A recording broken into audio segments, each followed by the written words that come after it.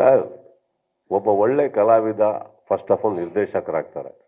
ನಿರ್ದೇಶಕರಾದ್ಮೇಲೆ ಸ್ವಾರ್ಥ ಅನ್ನೋದು ಬಿಟ್ಟು ಇನ್ನೊಬ್ಬ ಕಲಾವಿದನಿಗೆ ಕತೆ ಬರೆದು ಬಂದರೆ ನಾನು ಯಾರು ಸರ್ ಇಲ್ಲ ಅನ್ನೋಕ್ಕೆ?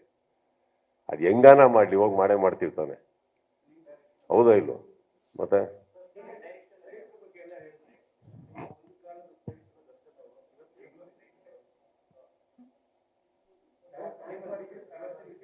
ಅಲ್ಲ, ನೀವೇನು ಹೇಳ್ತಾ ಇರೋದು? ಅವ್ರನ್ನ ಹೊರಗಡೆ ಕರೆಸಿ ಅಂತಾನೆ, ನಾನು ಒಳಗೆ ಹೋಗ್ಲಿ ಅಂತಾನೆ?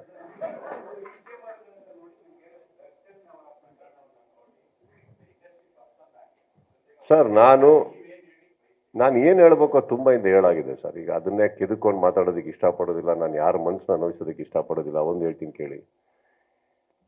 ಅವರಿಗೆ ಅಂತ ಒಂದಿಷ್ಟು ಫ್ಯಾನ್ಸು ಊರೆಲ್ಲ ಇದ್ದಾರೆ, ಅವ್ರದ್ದು ಅಂತ ಒಂದು ಕುಟುಂಬ ಇದೆ, ಕರೆಕ್ಟ್? ನಾವು ಮಾತಾಡೋದ್ರಿಂದ ಅವ್ರಿಗೂ ನೋವಾಗೋದು ಬೇಡ.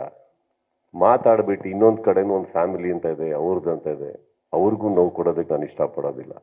ರಾಜಕೀಯವಾಗಿ ಮಾತಾಡ್ತಾ ಇದ್ದೀನಿ ಅನ್ಕೊಂಬೇಡಿ. ಬಟ್ ಒಂದಂತೂ ಸತ್ಯ ಸರ್, ಈ ದೇಶದಲ್ಲಿದ್ದೀವಿ ಅಂದರೆ ನಿಮಗೆ ಲಾ, ಗವರ್ಮೆಂಟ್, ಸರ್ಕಾರ ಇದ್ಯಾವುದ್ರ ಬಗ್ಗೆ ನಂಬಿಕೆ ಇಲ್ಲದೆ ನಾವು ಇಲ್ಲಿ ಇರೋಕ್ಕಾಗಲ್ಲ. ಪ್ರತಿಯೊಂದನ್ನು ನಂಬಬೇಕಾಗತ್ತೆ, ಪ್ರತಿಯೊಂದನ್ನು ನಾವು ಇಟ್ಕೋಬೇಕಾಗತ್ತೆ, ಕೇಳಬೇಕಾಗತ್ತೆ. ಈಗ ನೀವು ಹೇಳೋದು ಒಂದು ರೀತಿ ಆದರೆ, ನಮಗೆಲ್ಲ ಮಾಹಿತಿ ಸಿಗ್ತಾ ಇರೋದು ನಿಮ್ಮ ಚಾನಲ್ಗಳ ಮೂಲಕ ತಾನೆ. So what you want me to do? You tell me to believe you are not to believe you? What do you want me to do? My answer is there. If you say you're wrong, I'll make a statement. If you say you're right, then don't ask me a question.